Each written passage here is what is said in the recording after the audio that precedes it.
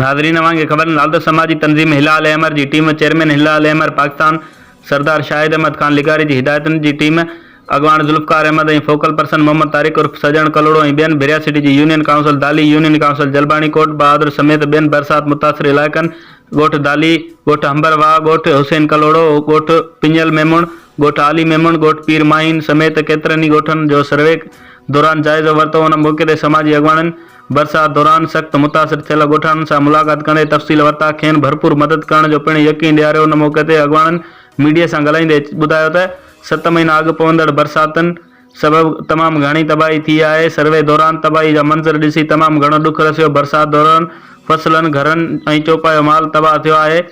हिननि वधीक ॿुधायो त समाजी तंज़ीम हिलाल अहमर बरसातुनि खां वठी हिन महिल ताईं पूरे पाकिस्तान समेत ज़िले नौशहर फिरोज़ में ग़रीब मिस्किन मारूड़नि खे भरपूर मदद कई वई आहे ऐं अॻिते बि खेनि मदद कई वेंदी।